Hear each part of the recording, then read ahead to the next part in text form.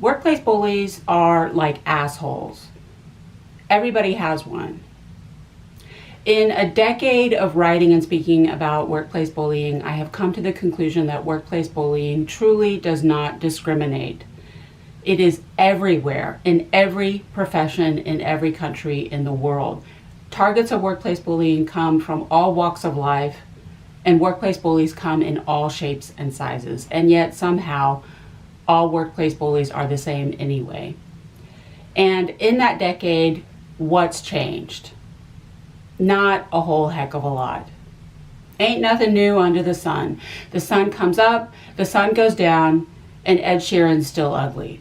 We all want laws against workplace bullying, and we're working on that, but you and I both know that there will never be laws that address all of it. There will never be laws against gossip.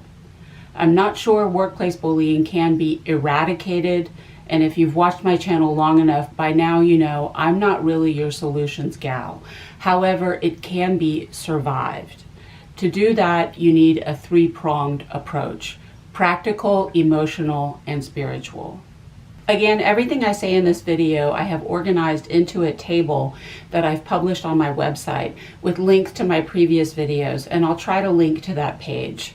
I haven't spoken about all of this stuff, but I have spoken about most of it. In fact, I have a new drinking game. Every time I say I have a video on that, everybody gets to take a shot. So let's start with the practical approach. So the first thing you want to do is send an email message to all of your bullies asking them to submit a memo with bullet points outlining 5 things they accomplished in the last week. After that, your first do is vigilance. You cannot afford to get complacent. Again, workplace bullying is everywhere, omnipresent in every organization. Healthy workplaces do not exist, only homogeneous workplaces do. I suppose some people manage to find more or less peaceful environments with relatively harmonious relationships with their coworkers. However, if you're a target of workplace bullying, my guess is that's not you. If this is a chronic, repetitive pattern in job after job after job, it's time to get real. What is the definition of insanity? I don't care how safe you think an environment might be. By now, I hope you understand that it can all go south at the drop of a hat. You cannot afford to get comfortable. You cannot put roots down. You have to be vigilant. Keep your resume up to date and check the job boards daily. Never stop looking for work. Keep it moving like a rolling stone. That was your first do. Your first don't is do not talk to HR. Ever. Forever, ever, forever, ever. Human resources is not your friend. It isn't even human. Human resources is the nucleus of evil in every organization. Human resources exist for one reason and one reason only, and that is to protect the interests of the organization. They do not give a crap about individual employees. In that sense, human resources serves exactly the same function as the legal department, which means it is essentially redundant. So for the life of me, I will never figure out why organizations simply do not fold human resources into the legal department and call it a day. Human resources so-called professionals are absolutely nothing more than glorified gossips and zero-talent hacks with no demonstrable intellect, education, or skill set, whose entire job apparently consists of running around the workplace all day, every day, effectively collecting dirt on people. Do not ever talk about the bullying or anything to anyone even remotely affiliated with HR. If anyone from Human Resources approaches you, you either say nothing or straight up lie to their face. Human Resources can suck on my nipple and chew on it, bitch. At this point, I would not even be friends with someone who worked in HR. That's like being friends with someone who voted for Trump. In the same vein, do not speak up and speak out or come forward in any capacity inside the workplace. Do not talk about the bullying with Human Resources or with anyone you currently work with. All that does is set off alarm bells. No one you work with cares about you. They just don't want to get sued, which is a paranoid, irrational fear in a country in which there are no laws against workplace bullying. But no one ever credited any of these people with any form of rational thought. Do not use words like bullying or narcissism or their forms inside the workplace. If you do that, you will get a target on your back and they will have you out within a matter of weeks. I will personally Venmo $100 to anyone who has evidence of fighting back inside the workplace that did not get them immediately fired. But I prefer PayPal, minus the whole Peter Thiel, Elon Musk, Dr. Evil, tech bromance, destroying Western civilization as we know it type thing, because I'm old school like that, Gen X. Don't believe me? Try it, come back, and let me know how that worked out for you. Do not make me say I told you so. Similarly, do not trust anyone you work with. I wouldn't if I were you. I don't care how safe you think a colleague might be. If they are still employed by the organization, when push comes to shove, their loyalties will always lie with the organization, not with you. Worst case scenario, everything you tell them, they may relay directly to your bullies. It is a betrayal like no other. And you don't need that on top of everything else you're dealing with. One thing I really dislike in the contemporary discourse about workplace bullying is calling bullies stupid. Granted, yes, some workplace bullies actually are stupid. They have to bully to camouflage their imposter syndrome. However, when you attribute bullies' bad character to just low IQ, you do yourself a disservice because you overlook how manipulative they are. Some bullies may never have read a book in their lives, but they are master manipulators. In fact, manipulation may be their only skill every waking minute of their lives. Doing the dishes, in the shower, at the gym, they are just obsessing, plotting and planning and calculating and strategizing how to play people, how to move other people around like pawns on a chessboard. If I do this or say that, or if I don't do this or say that, I can get this person to do this or not do that. All of their energy goes into manipulation. That's how these people think. Long story short, if they want information out of someone, they will get it. When you confide in coworkers, you are making the grave mistake of trusting bystanders. And bystanders to workplace bullying are always, by definition, weak people. They may not necessarily be bad people per se, but they are always weak. And they can be very easily manipulated. When it comes to workplace bullying, you have been read your Miranda rights. Anything you say can and will be used against you. God, Stephanie's such a bitch to me. Well, that's true. Stephanie is a bitch. But let me tell you something. If you say that to a coworker, the first thing that person will do is run to Stephanie and tell her what you said. A lot of bystanders, pick-me's, codependent enablers, flying monkeys, like to stir up third-party drama because it externalizes their own. It takes the heat off of them. Stephanie probably has connections to the higher-ups that you don't know about, which she has cultivated over months of manipulation, not to mention blowing about 500 miles of cock. And before you know it, you are hauled in for a verbal warning where your own words are used against you to paint you out to be the bully by accusing you of smearing. In addition to not talking to anyone you work with, try also to not socialize with anyone you work with. No coffees, lunches, drinks, dinners, parties, or events of any kind, the Saturday morning beach cleanup or whatever. I know that in some professions and workplaces, some degree of socialization is customary and expected, but if you can avoid it, try to politely decline. If you must interact with coworkers for some kiki over the water cooler, keep it light, easy breezy, nice and positive. You like the organization, you like your job, talk about the work, do not talk about your coworkers. And do not allow yourself to be baited into saying anything negative about the organization, about its employees, or about the work itself. What do you think of Stephanie? Do you like her? If anyone says anything like that to you, just take a page from Mariah Carey, because that's my queen.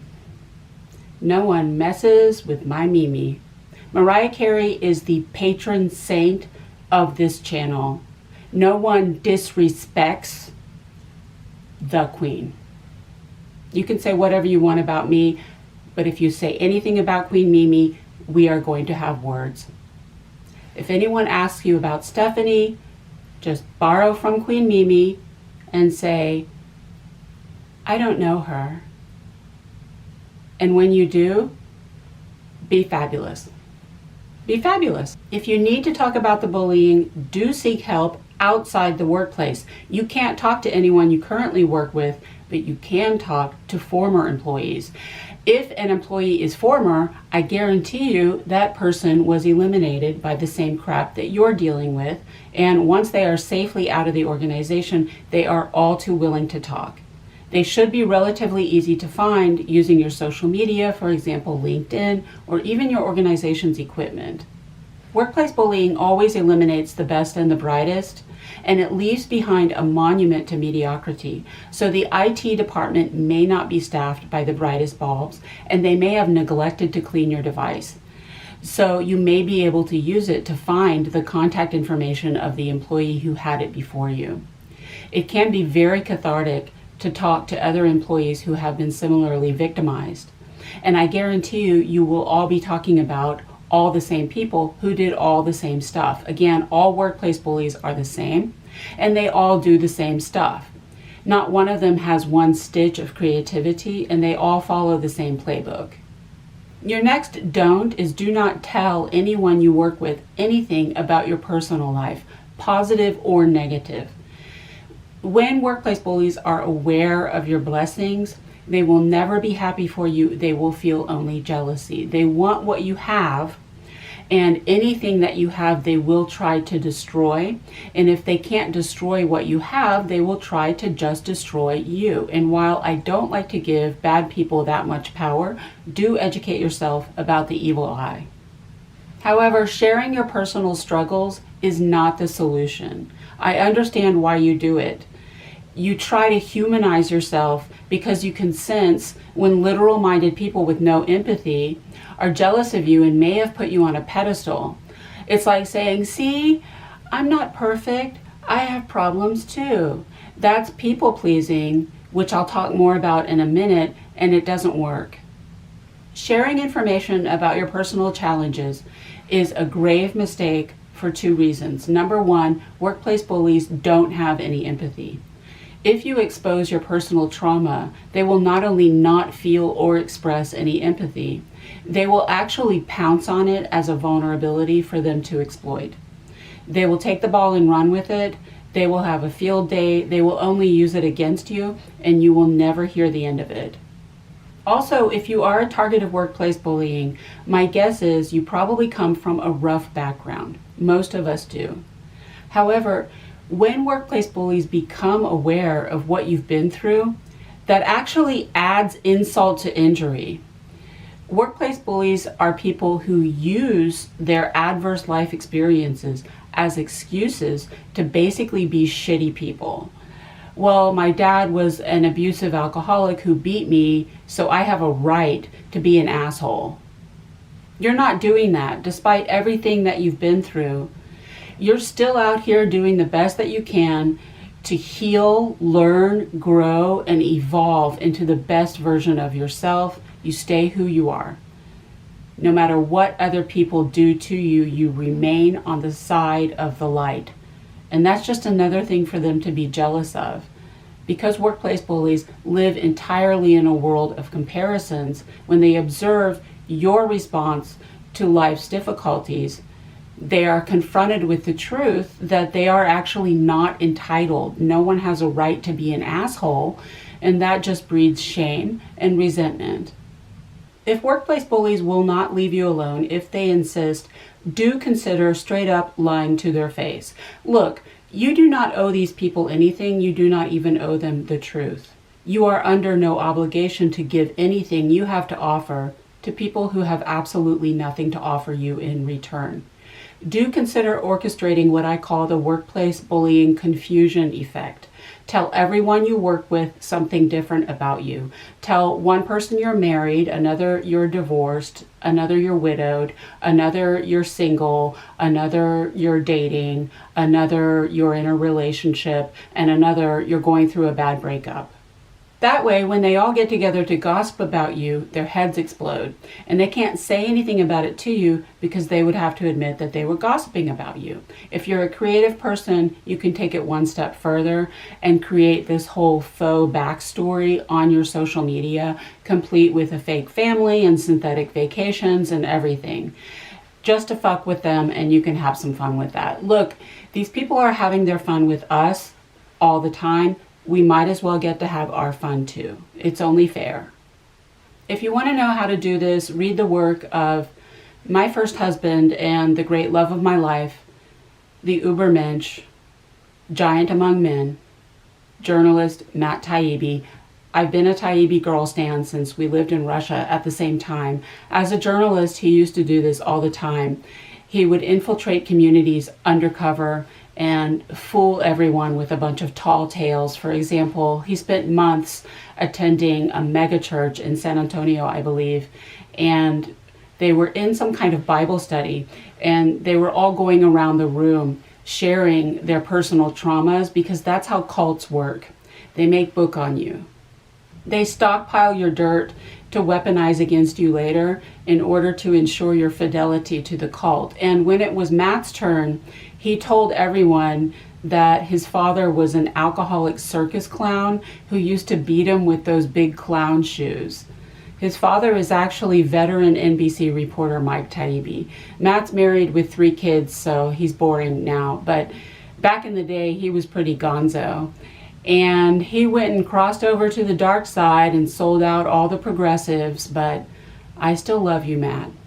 To borrow again from Queen Mimi, you'll always be my baby. And speaking of social media, do protect your social media. The first thing workplace bullies do the moment after they meet you is race back to their computers to start stalking your socials because they're too cowardly to engage with you directly. This is the workplace bullying technique of stalking, and I have a video on that. If you don't want anyone you work with to know anything about your personal life, and you shouldn't, consider putting all of your accounts on private or deleting them entirely. And if you can avoid it, do not ever connect with anyone you currently work with on your personal social media accounts. I believe some organizations require employees to have LinkedIn accounts. If they're doing that, that should be illegal because that's a total violation of privacy. However, if you are voluntarily interacting with toxic people on your personal social media, blink twice if you need help. To further protect your privacy, do consider concealing your address. Workplace bullies do go so far as to drive past your place of residence and even invite themselves inside. Consider getting a post office box or using the address of a trusted friend or family member for your resume and for all work-related documentation. And do not ever let anyone you work with inside your home, because they will try. All abusers try to erode your boundaries for 2 reasons. Number 1, empty people have to fill the void with other people's stuff. They're curious and they just want to see how you live. And number 2, they want to see how much they can get away with. If you have to meet a coworker outside of work hours, and I recommend you don't, more on that in a minute, insist on a mutually convenient public location, like a cafe or a coffee shop, preferably one with cameras. Similarly, do not ever let anyone you work with inside your vehicle or touch your vehicle, because they will try that too.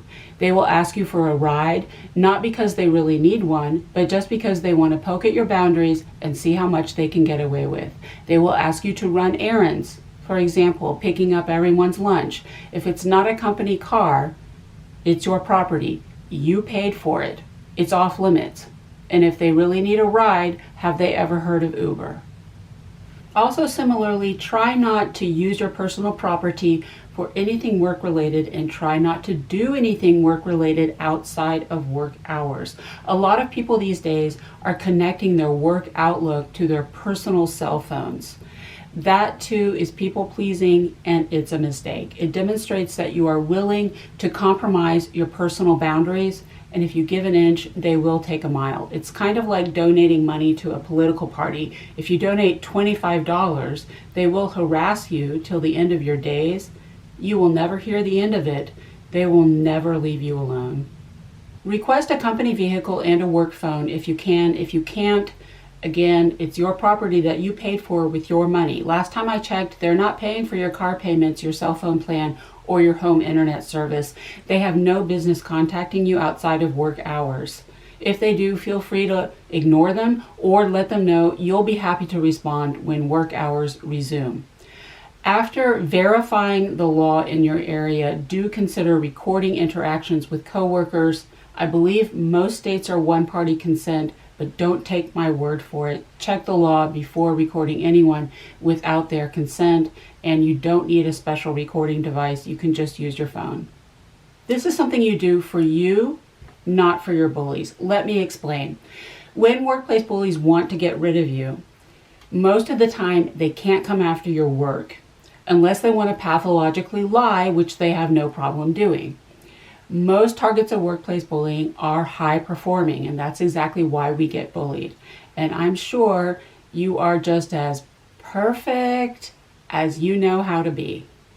So they usually have to make it about this nebulous thing called attitude, which usually amounts to nothing more than the expression on your face. So when you record, you are recording yourself, your demeanor, to demonstrate that you were consistently professional and polite.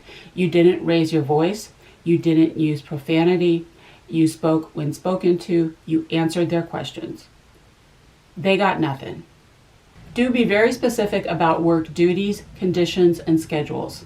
This is something that needs to take place during the interview process, and before you sign anything, do not sign off on anything that could be left open to subjective interpretation, like and other duties as assigned. Abusive employers love to pad job descriptions with ambiguous language for the purposes of exploitation.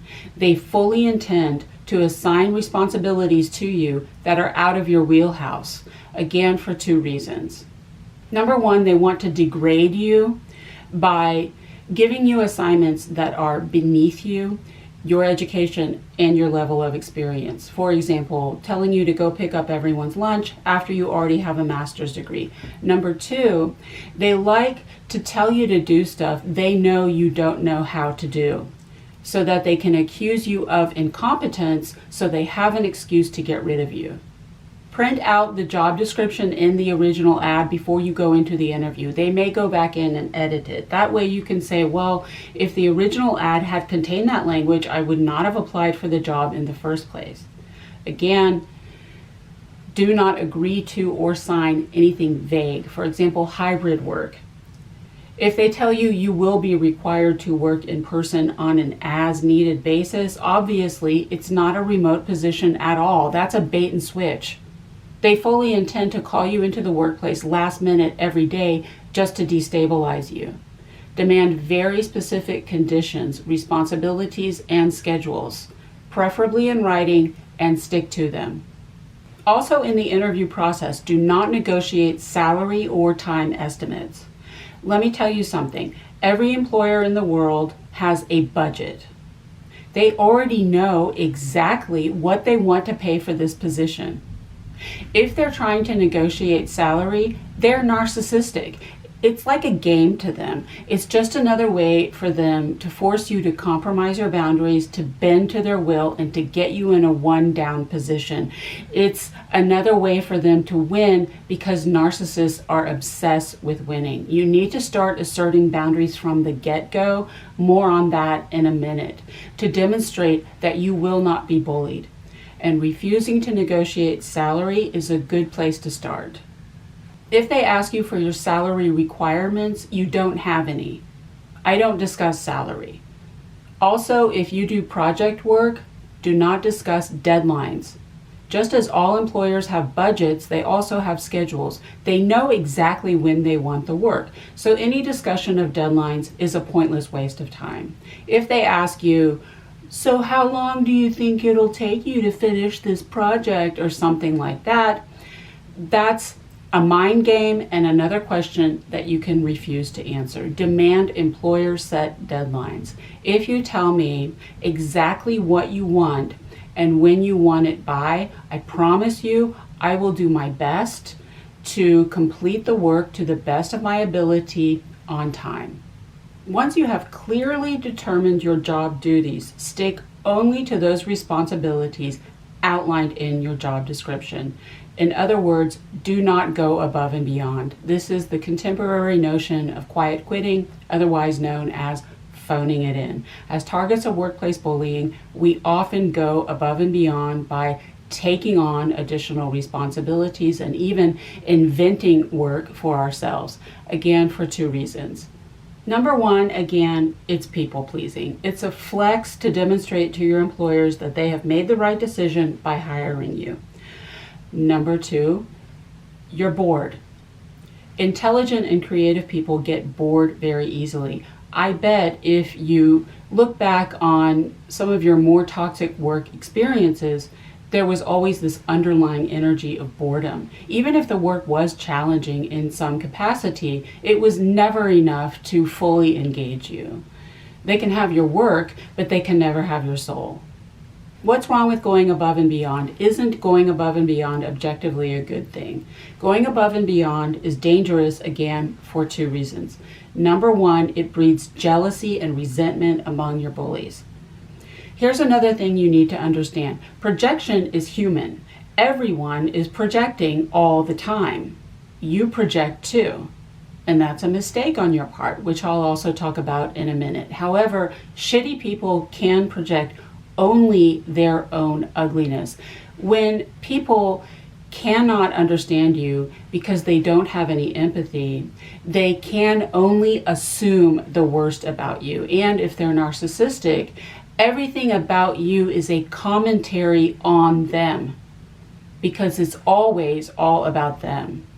If you shine, they automatically assume that you are doing it deliberately in order to show them up and to make them look bad. You're trying to take our jobs.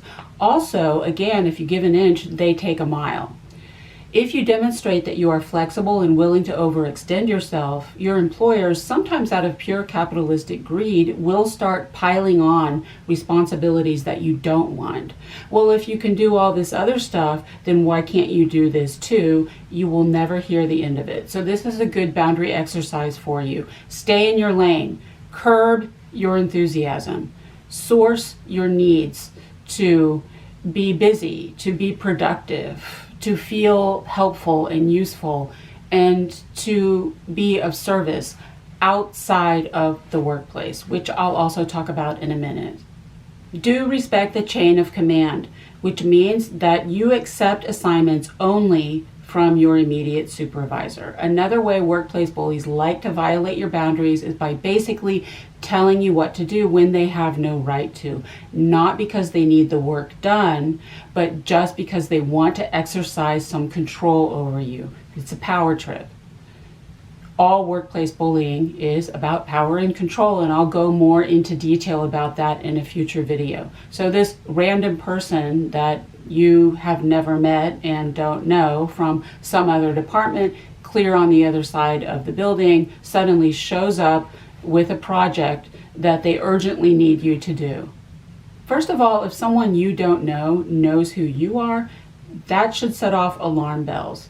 Just slightly creepy.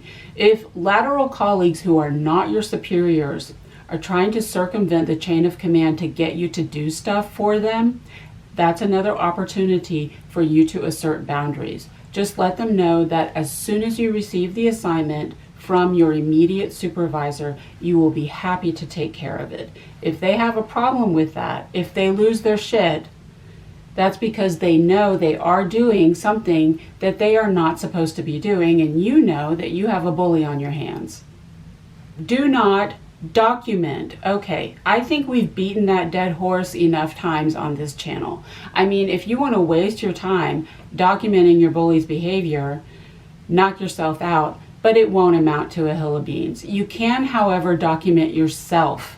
In other words, do back up your work. This is the only kind of documentation that I recommend. Let me explain something to you. Again, when workplace bullies want to get rid of you, most of the time, they cannot come after your work quality or your work ethic. So if they want to make it about your work, they have to just make shit up, which they have no problem doing because they're all pathological liars with no morals. So if they want to lie about your work, it's easier for them to accuse you of not doing something you were supposed to do than it is to accuse you of doing something wrong. If they wanted to accuse you of making a mistake, they would have to have receipts. Mistakes require evidence. They don't necessarily have to document a non-action, if you see what I mean. No proof didn't happen. So that is why you back up your work. If you are at a computer all day, if I were you, I would take screenshots of every action, every email message sent and received. If you are responsible for submitting or uploading anything, take screenshots of the confirmation messages. Save copies of everything that you create, documents, designs, whatever. Save them on a USB drive or a personal drive. Print them out if you have to. If you're not at a computer, for example, if you work in retail, use your phone to take pictures of your work. For example, if you are responsible for tidying a section, workplace bullies love to go back in and mess up your work. That's what they did to Evan Seyfried. That's the workplace bullying technique of sabotage. So take pictures of your work immediately after you have completed it and make sure they are time-stamped. These days, almost everything digital has metadata, but all the same, check the settings on your phone. It's an exercise in futility and a pointless waste of time to document your bullies, but you can document yourself. That way, when they come at you with their lies, you have receipts, and you can go ahead and tell them that your attorney has copies. If you work in person, do avoid shared common areas like the kitchen, the bathroom, and the elevator to the fullest extent possible. Workplace bullies love confined spaces. The mean girls love the bathroom because they can get their claws in, out of earshot of the men they are trying to impress. Get some exercise and take the stairs. If you must use common areas, wear your AirPods or earbuds with the sound on. Do not use the kitchen. Do not store food in the kitchen. Workplace bullies like to steal and or poison your food, sometimes with black magic. Those are the workplace bullying techniques of extortion, sabotage, and black magic. Matter of fact, do not leave any personal items inside the workplace at any time. I don't care what anyone says. Kleptomaniac workplace bullies will either steal it for the purposes of black magic or just plain steal it. They can't take from you what they are really jealous of, the intangible qualities of your spirit, so they will try to take from you whatever they can get their grubby little hands on. It's like a war trophy. They're scalping. What's more, all of that is just stuff you're going to have to pack up into boxes with tears streaming down your face when they fire you on false pretenses. If you have to, invest in a big backpack and some kind of cooler type thing to keep your food at the appropriate temperature. Do not leave anything inside the workplace at any time. Everything comes and goes with you every day. Speaking of food, do not eat in the presence of workplace bullies. The pathological obsession with food in the workplace at this point is beyond disturbing, it's psychotic. If you put anything to eat or drink inside your mouth in the presence of workplace bullies, you can literally see them start salivating and frothing at the mouth. It's an invitation for harassment, and you don't need more of that. If you can, eat off-site, and that's another boundary you can assert because you are demonstrating that you are not willing to work through lunch. Eat in your car if you have to. If you can't eat off-site, if you do not have a history of eating disorders, consider a liquid diet or intermittent fasting during work hours, and that will help with the emotional detachment that you need to survive a toxic workplace. If you work in a sedentary profession, for example, again, at a computer, do consider keeping a journal in which you write everything you really think about your bullies. If they ask you about it, you're taking notes for work. This is not documenting, it's just a way to express yourself. Like everything, your journal comes and goes with you every day, but you can leave it behind after you are eliminated. Because workplace bullies are so self-obsessed, I guarantee you they will read it. And in your journal, you can use your nicknames. Do nickname your bullies. You want to get so used to your bullies' nicknames that you forget their real names. Nicknames don't have to be particularly creative, they just have to be nicknames. If you have 2 workplace bullies on your hands, because one of the points I make about workplace bullying is that workplace bullies never act alone. In fact, they often come in pairs. It's kind of like you need 2 butt cheeks to make a fart. You can just nickname them Tweedledum and Tweedledee, or Humpty and Dumpty, or Dumb and Dumber. And if you have 3 workplace bullies, those are, of course, syphilis, chlamydia, and gonorrhea.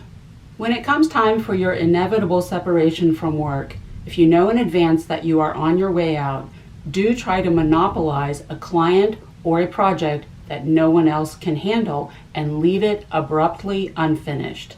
Drop everything and walk out. You want to make sure that these people are absolutely screwed. If they want to get rid of you, they're going to have to scramble to get the work done. When you leave, if you live in a state with at-will employment, and if you are not dependent on the organization for any type of severance or references, do not give notice. Do not submit a formal resignation. Do not leave anything in writing. Take a page, this time from my girl, Tay Tay. There will be no explanation, there is only reputation. You're just like, okay, bye. After what these people did to you, you do not owe them anything. You do not even owe them the decency of a goodbye. Ghost them. Actions speak louder than words. Show them how little respect you have for them. If you work for an organization that is accredited and or takes money from the government, and or you work in a profession that is licensed, there should be some kind of oversight or monitoring body, like a board or an agency. Do report any malfeasance on the part of the organization or its employees that you are aware of to the government, because there often is. As I've been saying for years, workplace bullying is just the tip of the iceberg. It is the marijuana, the gateway drug, the slippery slope to other unethical and sometimes illegal behaviors. If workplace bullies are not above destroying other people's lives, then what else are they up to? For example, a couple of years ago, there was a scandal at the Harvard morgue. Harvard has a morgue for its med students, and the morgue employees were selling cadavers for the illegal body parts trade. I guess tuition there really does cost an arm and a leg. Is this thing on? Oh, you're actually still watching. Okay. My point is that workplace bullies are often up to no good. Cooking the books, stealing money from the company, pathologically lying about their qualifications, soliciting or trading sexual favors, or just having extramarital affairs. They do this for 2 reasons. Number 1, they just don't care. Narcissists are inherently amoral with no integrity, values, morals, or ethics. It is a no self. There's nothing there. A dead soul can't have a moral compass. If I can do it, then why not? If the chocolate cake is sitting on the table right in front of me, then I can stuff my face. Why not? Also, it's a power trip. They get off on it. They like to run game on people and play in everyone's face because they think that secrets are power. If they know they are pulling the wool over everyone's eyes, they think that everyone is stupid and they feel smarter by comparison. And they think it's funny. It's another game to them. Do not be at all surprised if your bullies fabricated their resumes and are just straight up bald-faced lying about their backgrounds. They may not have the education, the certifications, or the experience that the government requires. They may not have any education at all.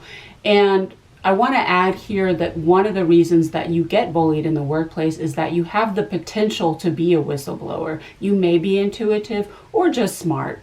You have a good bullshit detector. Often workplace bullying is much ado about nothing. It's a distraction, Sturm und Drang, to camouflage their iniquity because they're afraid of exposure. If you are aware of any illegal or unethical activity on the part of your bullies, do report that to the appropriate body. For example, if you work at a hospital, that's your state's HSSE. Do not file false reports. If you do that, that's on you. Don't come to me about it. You should be able to report anonymously. The only thing about reporting anonymously is that you cannot be notified about the outcome of the investigation, but you don't care. This is something you do just to fuck them up, just for fun. When you leave, walk out with the contact information of the higher ups, the people who matter, your bullies' bosses, presidents, CEOs, board members, if there are any. Let them know everything that happened to you and everything you really think about your bullies. Most of the time, they will dismiss you as a lone, crazy bitch, a disgruntled employee who had a gripe. As I've stated, workplace bullying needs a high body count. Workplace bullies are always serial repeat offenders because they're addicts. They are addicted to bullying. I'm going to keep saying it until I see it in the DSM. You are not the first person they have done this to, and unfortunately, you probably won't be the last. However, that revolving door has to get really bad before someone in a position of power finally sits up and takes notice. Houston, we have a problem. There's something rotten in the state of Denmark, not to mix metaphors. It may take years before they finally realize that you were not a crazy bitch, you were actually Cassandra, the canary in the coal mine, the little boy who pointed out that the emperor has no clothes. And instead of paying attention to the red flags, they chose to not only retain but also promote personality disordered employees who will be the downfall of the entire organization. But your words will plant a seed. By the time they realize you were right, it will probably be too late for them. You will be long gone and you won't care. After you leave, if you did not sign a non-compete, do contact your organization's competitors. Ask for a job. You may not get it. They may ignore you. However, it will get back to your bullies through the grapevine that you did that, and it will really piss them off, which will be a lot of fun for you. Also, do expose your bullies publicly. Let's get one thing straight. Workplace bullies do not feel remorse, and I have a video on that, because they justify their actions. However, deep down, they know that what they did to you was wrong, not because it hurt you, but just because it's a bad look. So the one thing that they fear is exposure. They just don't want it out there. So I say, put it out there. Leave reviews on Glassdoor, Indeed, Google, Yelp, get a blog, get a TikTok, get your own YouTube channel. You can do all of that anonymously. Let the world know the truth about these organizations and the narcissists that they enable. Again, you may be dismissed as a crazy bitch, a disgruntled employee with a gripe who's just venting, but your words will plant a seed. If enough information like that comes out, at some point, someone is going to have to do something. Also, after you leave, do consider attending or even organizing workplace bullying support groups virtually or in person. Again, workplace bullies are addicts and they are always serial repeat offenders. There are always other victims and they should be easy to find using your social media. And once they are out of the organization, they are all too willing to talk. I personally would like to see workplace bullying support groups formed around entire organizations, victims of Walmart, victims of Amazon, victims of ExxonMobil. When a workplace bully is really bad, when they've been in power for years and even decades, and they've chewed up and spat out dozens of people. Entire support groups could conceivably be formed around individual bullies.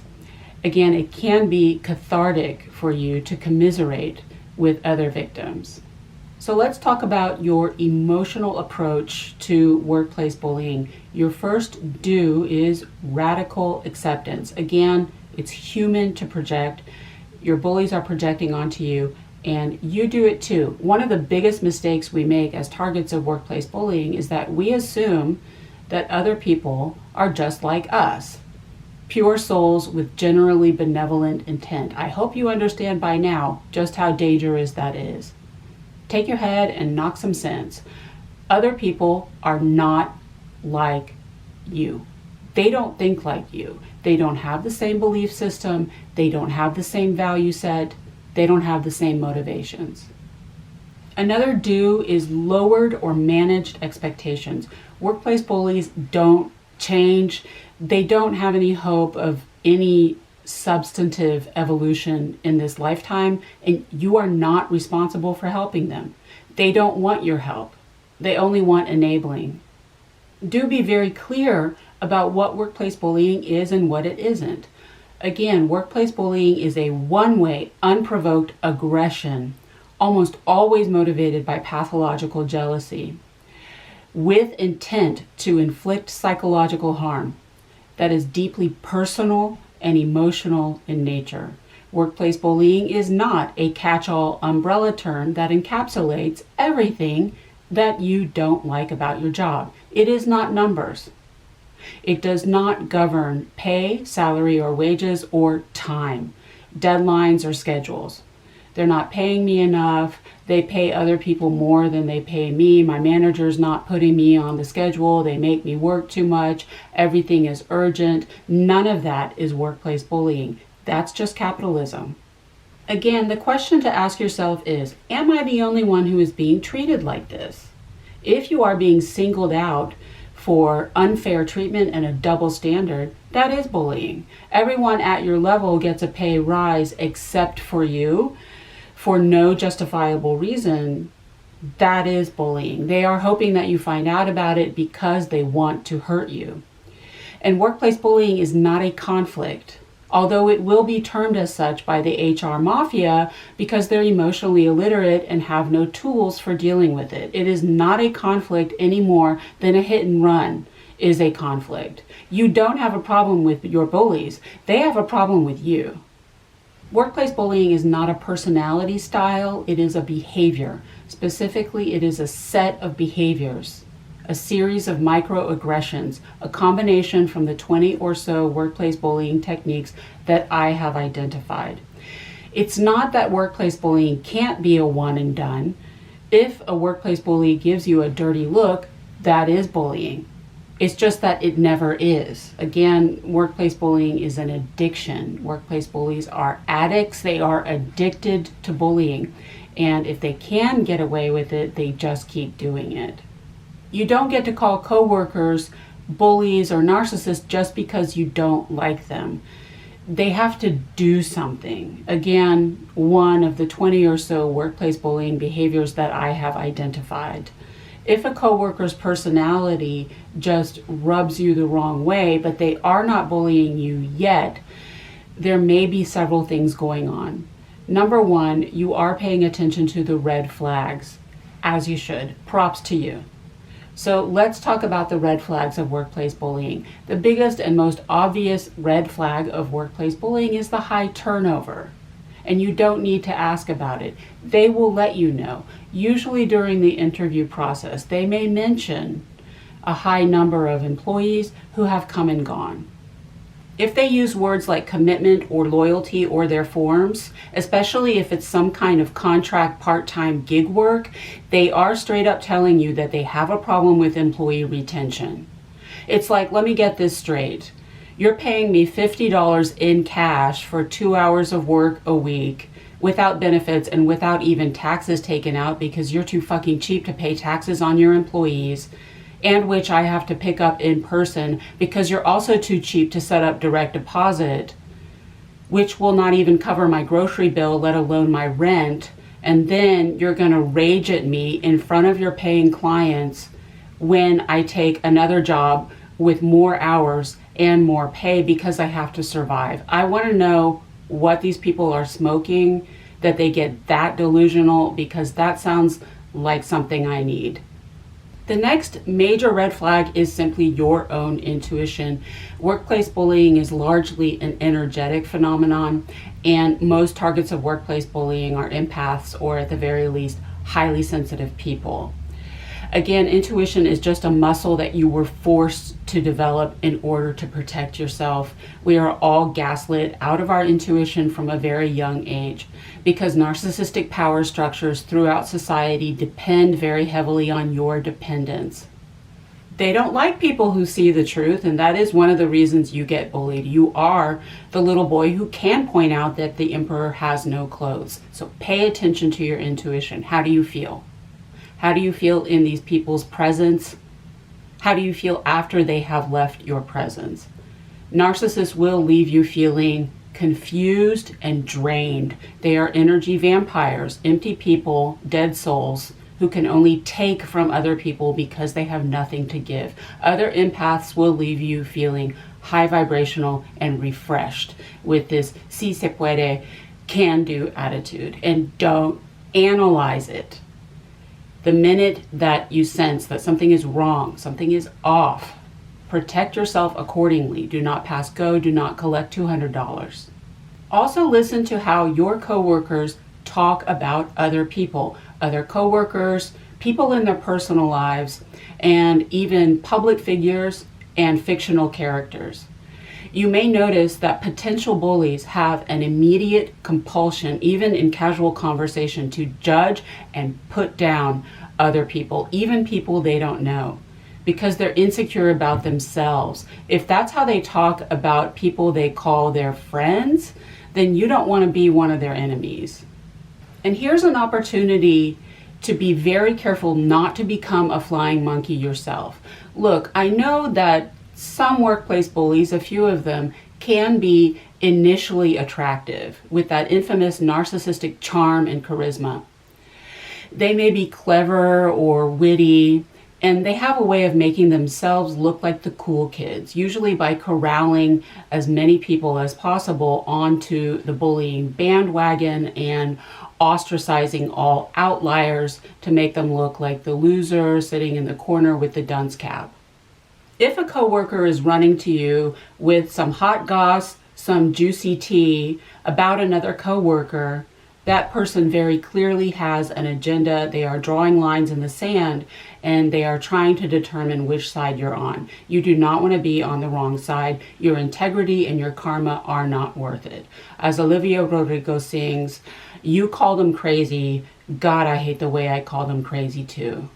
Do also use your discernment to identify certain personality characteristics that are red flag indicators of insecurity. So let's talk about those. Loudness and aggression. People who throw their weight around, fill a room, and take up too much space, and not in a good way. Anyone who feels the need to project strength out into the world is by definition an insecure person. Real strength is quiet. Defensiveness, especially in response to questions. Well, I didn't know that. Well, how was I supposed to know that? That's not in my job description. If anyone is reacting to you as though you have accused them of something when you are just asking a question, that's an insecure person. Also watch out for extreme political or religious views. Spiritual narcissism is already a thing. That's when narcissists literally throw the book at you. They abuse religion as a means of control. At this point, because I live in the United States of cishet white men and everybody else can go fuck themselves, where I believe we have not been this divided since the Civil War, I think political narcissism should be a thing too. This is when political and or religious views are not coming from a deeply held place of pure personal conviction, but instead are abused to effectively perpetuate the binary, the seesaw, the tug of war. They just give people an other to hate. It gives their ego something to work against and reinforces their superiority complex. It's just about owning the other team and winning elections at all costs, like they're a soccer match.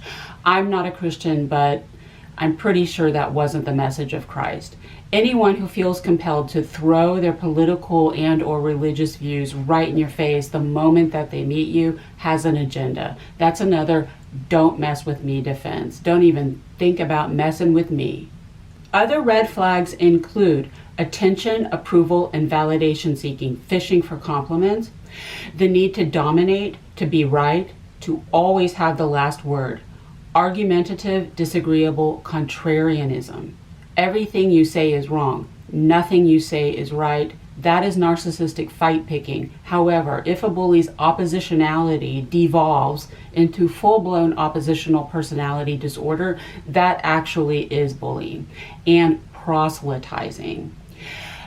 Unsolicited advice giving. Insecure people really need you to be on board with their stuff. They do not tolerate a difference of opinion, and it doesn't necessarily have to be religion. It could be some diet or exercise regimen that they're into, or their taste in music or other forms of art. Also, dismissiveness, the inability to lean into what you put forth. They either change the subject or just don't respond at all. Dismissiveness is another need to dominate. If I don't know about this, then I can't dominate it, so it can't exist. Normal people, even if they are unfamiliar with the subject, will at least express mild interest and ask a few follow-up questions. Superficiality, this is an excessive preoccupation with physical material things, usually in the immediate physical environment. Negativity, people who are always whining and whinging and complaining with this self-pity and victim martyr complex, as well as inappropriate oversharing of personal problems. I call this the narcissistic sob story, and it's usually one of the big three. I'm a single parent, I'm taking care of aging parents, or I'm putting myself through school. Sometimes gangs all here.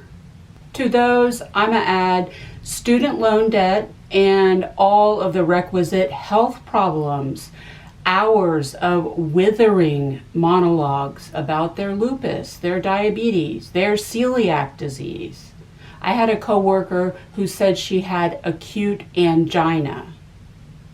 And thank God for that, because her tits looked like hell. Finally, a red flag I don't think I've talked about much before is eating when others are not eating. I know that in some cultures in the world, it's considered rude to eat when other people are not eating. Most people kind of politely wait for everyone at the table to be served before they dig in. If a coworker is going to stuff their face and even go so far as to shove a whole ass meal right in their face, right in your face, and worse, expect you to entertain them while they eat, that person is very clearly showing you that they do not respect you. My needs are more important than yours. Do use your discernment to identify the difference between action and intent. Again, workplace bullying is an energetic phenomenon. Often, targets of workplace bullying are empaths or, at the very least, highly sensitive people. Again, if you're sensitive, that's because you have trauma. Intuition is just a muscle you are forced to develop in order to protect yourself. And part of the gaslighting of targets of workplace bullying is that you are too sensitive, making mountains out of molehills, exaggerating, or even inventing things and making things up. One of the reasons workplace bullying is so sneaky, underhanded, passive-aggressive, and insidious is that workplace bullies know that they don't really have to do or say very much for us to get the message. For example, it's a horrible example, but every woman in the world has a sixth sense for men with rapey vibes. It's in the DNA. Women are hardcore conditioned from thousands of years of programming to determine whether or not a man is safe. That is literally the first thing any woman thinks about any man in her environment, even in her peripheral vision. Is he going to hurt me or not? It's so automatic, it's not rational. It's like touching a hot stove. The information bypasses your brain so that you yank your hand away before you get burned. One of the reasons that you may not like a coworker who is not bullying you yet is that you can pick up on that intent. If someone is going to roll up to you with all of this nasty negative energy, you can feel that ill will. And unfortunately, sometimes you may be responding more to the intent underlying the behavior than to the actual behavior itself. Recognize the intent, consider it very good, useful information, but don't react to it. Again, do not get taken in by the glamour. I know that most workplace bullies are revolting the moment that you meet them. It has nothing to do with what they look like or what they smell like. It's just their energy. However, some workplace bullies can have some positive qualities. They may be attractive, intelligent, educated, competent. I wouldn't say they shine because they have no inner light. However, their work is doable. Because I was so consistently objectified and sexualized absolutely everywhere I went throughout my entire adult life, I came to over-prioritize intellect because I thought that was the antidote to the superficiality that followed me everywhere I went. I know it's giving cerebral narcissism. I'm aware of it. However, focusing only on intellect is just as dangerous as focusing only on looks. It's just like in dating. If you focus only on looks, you're gonna miss the red flags. If you focus only on intellect, you're gonna miss the red flags. Do not put all your eggs in one basket. Although I don't recommend befriending anyone that you work with. You know how like in dating, everyone these days is brainstorming their wants, needs, negotiables, and non-negotiables. I'm pretty sure those are the same thing. Wants are negotiable and needs are non-negotiable. Maybe it would be a good exercise for you to do the same for platonic relationships. What would it take for you to deepen this connection? You're not looking for beauty or intellect. You're looking for the quality of the other person's spirit. After you have identified the red flags, as Dr. Ramani teaches us, do not go deep. Do not defend, engage, explain, or personalize. The most important of these is do not engage. A lack of engagement is energetic. A lot of workplace bullying is just a provocation. It is to get under your skin, push your buttons, get a rise out of you, to elicit some kind of emotional reaction from you that they can then turn around and use against you to paint you out to be the bully. So this is where our personal agency comes in. You have to work on your emotional detachment. I believe this is what Dr. Ramani calls soul distancing. We are all training to become Zen Master Buddhist monks here.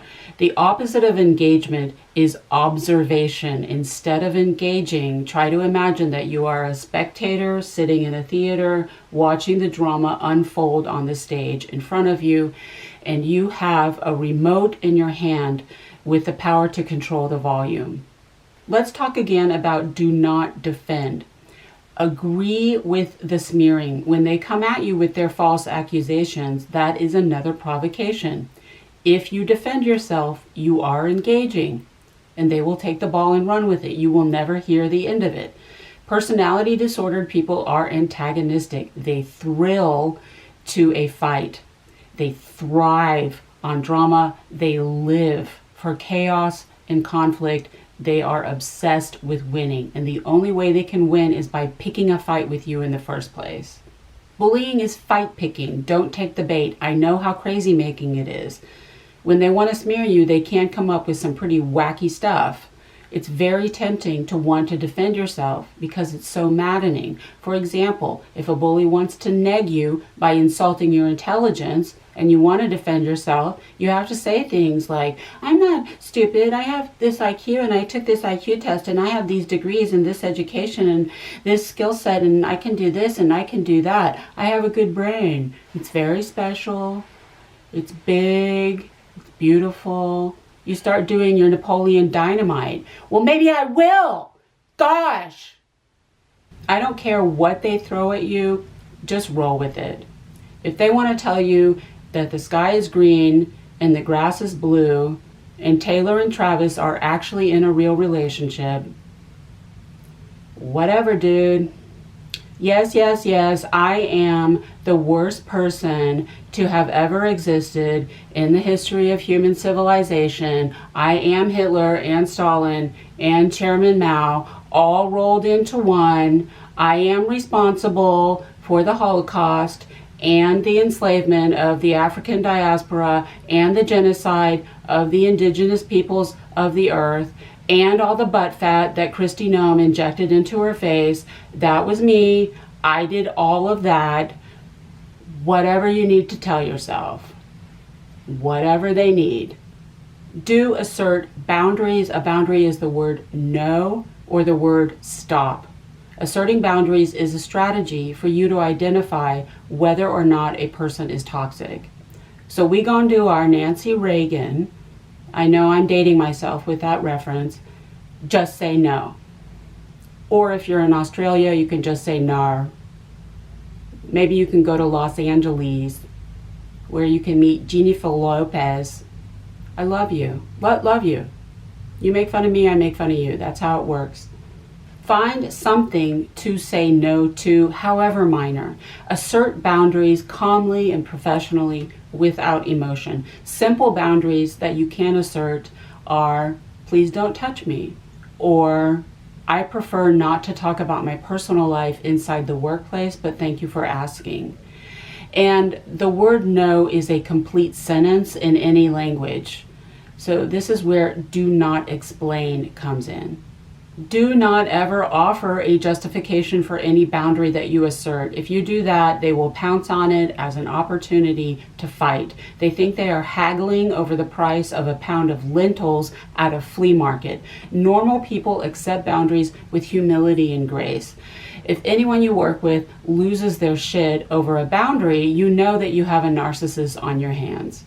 So what about do not personalize? Again, workplace bullies are projecting because everyone projects. And when they come after you with their ridicule or their insults or their criticism or their smearing, all they are really doing is exposing their own worst fears and insecurities about themselves. Do learn to take every single word out of your bullies' mouths and turn it around as a reflection of how they really feel about themselves, specifically how they feel about themselves in comparison to you. Because empty, superficial people who are externally focused live entirely in a world of comparisons. If they are passive-aggressively insulting your physical appearance, hardcore body shaming you, that one's a no-brainer. Obviously, they don't feel good about themselves. They don't like the way they look, and who can blame them? If they're criticizing your work quality or work ethic, you make them look bad, and so on. You are not responsible for feeling any emotion that other people want you to feel just because they want it. That is not in your job description. Once you have identified a coworker as toxic, do consider going gray rock. Speak only when spoken to. Answer questions only, not declarative sentences. Educate yourself about the difference between an interrogative and a declarative sentence in your language. For example, I don't understand why you did that. Okay, well, that wasn't a question, so you have no response to that. Give monosyllabic responses. Yes, no, I don't know, thank you for sharing. And do not ask questions. That's actually a self-defense tactic. If you are being attacked, you're not supposed to ask any questions. And I think the same goes for the workplace, which is essentially a war zone. Questions are an engagement. Never wrestle with a pig. Do try to rise above what I call the petty bullying. These are the minor bullying behaviors that do not affect the actual work, like staring, nose-holding, dirty looks, even passive-aggressive insults and ridicule. Now, when it comes to the really big-ticket assaults on your work, like withholding or sabotage or even smearing, those require a different approach. The question to ask yourself is, does this affect the actual work or not? I know that part of the gaslighting of targets of workplace bullying is to be the bigger person and take the high road, all while accusing us of thinking we're better, because victims of abuse are always held to a higher standard than the abusers themselves. But I'm afraid you have no choice.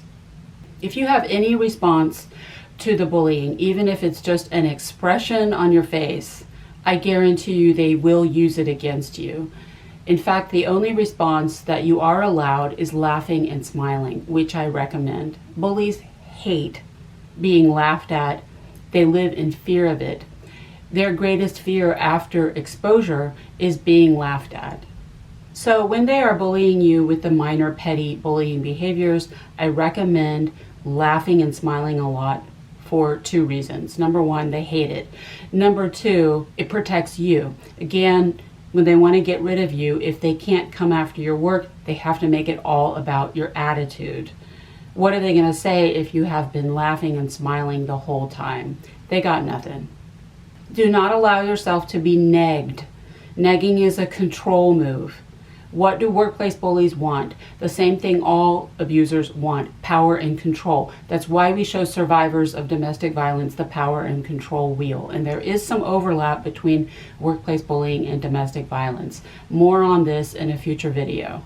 They just want to see you move. They just want to see you jump. They just want to get you to do something, even if it's just to change your brand of shampoo, so they feel as though they have some control over you.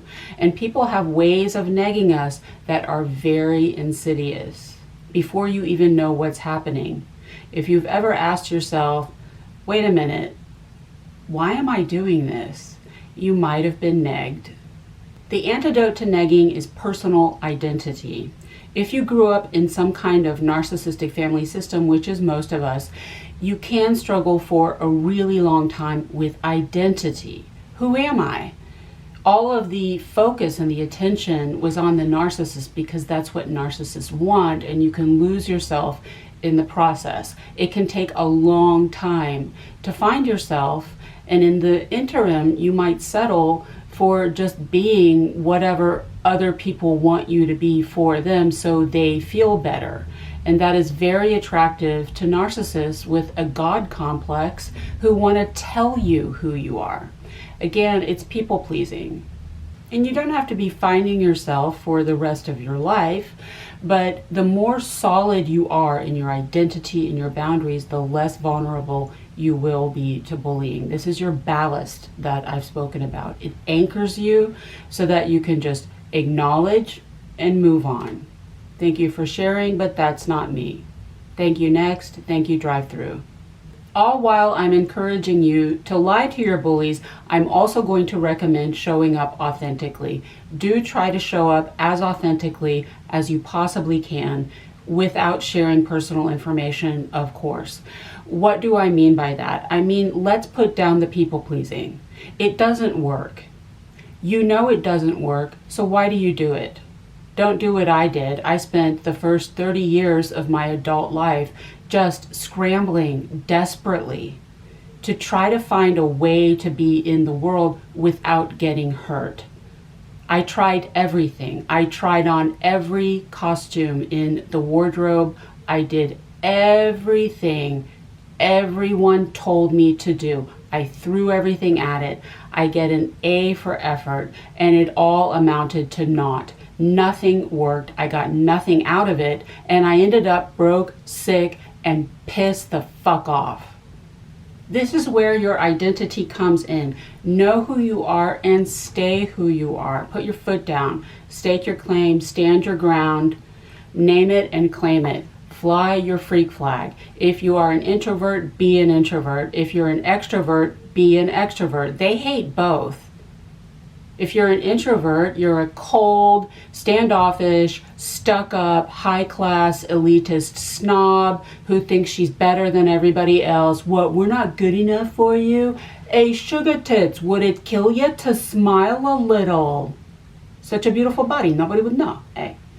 If you're an extrovert, you're an attention hoe, you're a show-off, just sucking all the oxygen out of the room and trying to make everybody else look bad. What is the rule of narcissistic abuse? 3 words: you can't win. So stop trying. Do not fluff, fawn, or kiss ass. That is manipulation and it doesn't work. If anything, it makes the bullying worse because anyone can smell inauthenticity coming from a mile away. And in addition to all the other stuff they accuse you of, they will also start calling you fake, and they're right. Give compliments only when you really mean them. Put down the people-pleasing and please put down the self-deprecating, especially for women. That one doesn't work either. I know why we do it. I've been on that grind my entire adult life. I even have a term for it. I call it my little old me syndrome, otherwise known as get these bitches off my case, which I wrote about in my essay on workplace bullying. Because we are empathic, when we know that other people are jealous of us, we voluntarily put ourselves down so that they feel better, so we can feel better. It's a preemptive strike. For example, obviously the 2 celebrities I follow the most closely are Taylor and Angelina. Turns out both of them have a Moon-Jupiter conjunction at exactly 4 degrees, just like I do. I'm pretty sure both of them are deeply psychic as well as borderline, and I will die on that hill. If I could write the textbook definition of borderline personality disorder, it would consist entirely of Taylor Swift lyrics. Interestingly, all 3 of our mothers had cancer. Moon, mother. I know Jupiter is the great benefic, but Jupiter multiplies. A Moon-Jupiter aspect in astrology means big emotion. So it's just interesting for me to watch how they navigate life with that much emotion. And you have to admit, they are very interesting women to watch, always up to something. And every time I read an interview with Angelina, she has to mention that she doesn't know how to cook. That's her thing. It's gotten to the point that every time I pick up an article about Angelina, I start rolling my eyes. Here she goes again, giggling about how she doesn't know how to make eggs or cook a roast. Aw, shucks, little old me, tee-hee. Girl, she's motherfucking Angelina Jolie. She doesn't need to cook. She doesn't know how to cook because she doesn't actually eat food. She wins Oscars, flies planes, saves the world, and single-handedly raises 6 kids because Brad's a narcissistic dickhead. Cooking is probably the only thing she doesn't know how to do, but that's all she can come up with to get these bitches off her case. And it doesn't work. Every time I read an article about Angelina, I also read the comments, and it's just a bunch of trolls still bringing up stuff that happened over a quarter of a century ago. Since then, she has raised 6 kids and donated millions to charities all over the world. She builds nature reserves. But people will not shut up about her distant past. She will never live it down. Self-deprecating doesn't work because jealousy is an incurable disease. If you expose any vulnerabilities, real or imagined, they will only weaponize everything against you. They will take the ball and run with it. They will have a field day and you will never hear the end of it. The best thing to do if you know someone is jealous of you is stick it in their fucking face. Pour salt in their wounds and let them eat their hearts out. Like Beyonce say, if you got it, flaunt it. Wear the tight clothes, get your face on, do your hair. Wear them red bottom heels, girl. Bend and snap. Hey, Stephanie. I had the best weekend. I was at my boyfriend Rodrigo's timeshare in Playa del Carmen. He flew me there on his private jet. I thought he was going to take me to his chalet in Switzerland, but he wanted to surprise me. The view was amazing. Not that we saw too much because we were busy, but I just found out that my other boyfriend Sebastian is planning to propose to me at a candlelit black tie gala at his estate in Acapulco with a horse-drawn carriage along the beach and everything. And I really love Sebastian. I mean, he has more money than God, but I also love Rodrigo with his swimmer's build and his washboard 8-pack and his massive D, and it's such a dilemma. I just don't know what to do. Do you have any advice? Do not psychoanalyze these people. I know it's tempting. We all do it, again, for two reasons. Number one, it's a way of taking our power back. It's actually a form of domination. Oh, I got your number.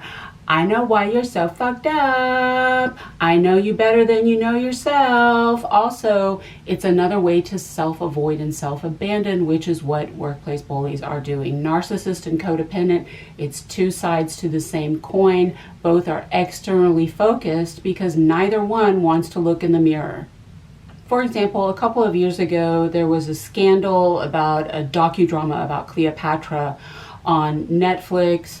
An Egyptian lawyer actually sued Netflix for casting a black actress in the titular role because the Egyptians maintained that Cleopatra was of European descent, and there was just all this drama and all this debate and all this controversy. Was she white? Was she black? Was she Greek? Was she Macedonian? Like, what race was Cleopatra? But I mean, if you just look at images of her likeness that were printed onto coins made during her lifetime, obviously the perfect person to play Cleopatra is Chuck Schumer. My point is that psychoanalyzing your bullies is a morass of wasted time and energy. Is it narcissist, psychopath, or sociopath? Is it animal, vegetable, or mineral? Green, blue, or purple? Myself included, guilty as charged. I need to take my own advice. I've deleted about 50 videos from this channel because I can just hear my little wheels spinning like a hamster on a treadmill, just desperately trying to make sense out of something that doesn't really make any sense. Why do they do that? I don't know. Why does your dog drink out of your toilet? Because that's what dogs do. All of that obsessing and ruminating will do you about as much good as licking the inside of a toilet bowl. One of the reasons that workplace bullies bully is they just want attention. They need your attention like Cher needs her plastic surgeon, because attention is currency. Where attention goes, energy flows. They don't deserve it. Give it to yourself. Pour into yourself. Work on your identity and your boundaries. Focus on yourself, not your bullies. And try not to generalize. I know it's hard, myself included, guilty again as charged, especially about gender. This never-ending Mars versus Venus debate about gender roles that just won't die. It's all the rage. But you don't like it when people make generalizations about your class, and I bet every time you make a generalization about a group of people, you can think of exceptions. Again, workplace bullying really isn't about external labels like protected classes. It's about the quality or lack thereof of the person's spirit, because it is ultimately spiritual warfare, which I will talk about in a minute. Speaking of pouring into yourself, do live a very rich, full life. I know some of you have partners and even families, but I also know a lot of you are very isolated. Pain is very isolating, again, for two reasons. Number one, all abusers try to isolate their victims. They have to get you alone to make you more vulnerable, and it works. When we have trauma, we may voluntarily self-isolate because we know that's what other people want. Also, we feel that no one can understand or wants to hear any of this shit, and we don't want to be a burden to other people. It's true that you do need to spend some time alone to process, but it's a balance. If you spend too much time in the void, nature abhors a vacuum, and all of that trauma just starts multiplying and amplifying. Fill in your life outside the workplace with healthy relationships and fulfilling experiences that enrich and nourish your soul will make you less vulnerable to bullying, because narcissists like vulnerable people. All abusers are by definition weak, lazy cowards, and they like a nice, soft, easy target. They pick off the wounded animal at the edge of the herd. Narcissists hate people with very rich, full lives because they are less easy to infiltrate. Do be mindful of your self-care. Unfortunately, whenever we are in any kind of toxic situation, whether it's a workplace or a relationship, our self-care is usually the first thing to go out the window. Again, self-sabotage and even self-abuse is actually a form of empathy. When we are empathetic, we give other people what they want so that they feel better, so we feel better. However, abusing yourself in any way just makes the bullying worse, because it makes you vulnerable. It lowers your vibration, which I'll talk about in the spiritual part of this video. The irony of abuse is that when we are being abused, that is the moment when we need to self-care like a boss. So let's talk about all the stuff that you're doing that is not working. Substance abuse, self-harm or mutilation, eating disorders, over or under eating, under or over exercising, risky behaviors, reckless driving, unprotected sex, spending too much money, emotional eating or spending, sleeping too much, duvet dive days, compulsive cleaning, self-abandoning, avoiding or numbing behaviors, spending time around low vibrational people who are not good for you, distraction, gaming, doom scrolling, social media. And if you are self-isolating and depriving yourself of healthy relationships, that's a form of self-abuse too. Again, self-care is not just diet and exercise, although that is part of it. It's also that internal self-critic, that negative self-talk. You may not even be aware of it. Would you even dream of speaking to another person the way you talk to yourself? Stop calling yourself stupid. You have made mistakes. We all have. To err is human, but wallowing in guilt, shame, and self-loathing for the rest of your life isn't going to do you a lick of good. Acknowledging your mistakes is mature. It's your first step toward graduation, but beating yourself up about it is not helpful. Sometimes you have to admit that the worst bully in your life is actually you. Do not get emotionally attached to your work, your workplace, or your coworkers. I hope you understand by now that it can all be taken away from you at a moment's notice. Do source all emotional needs outside the workplace. It's okay to need. Needing does not make you needy, it just makes you human. It is not okay to get those needs met inside the workplace. That's what workplace bullies are doing. That's what I call inappropriate resourcing. A common need is the need for connection. We're human. We are built for connection. Do not walk into the workplace looking for a family or for friends. True, I believe that work remains the number one way that people meet their partners. Other people can, you can't. You can have that tribe. You can have hella friends, just not through work. Another need you may have is the need to give, to be of service, to feel helpful and useful, and not in some kind of codependent way where I'm focusing on other people because I'm trying to avoid myself.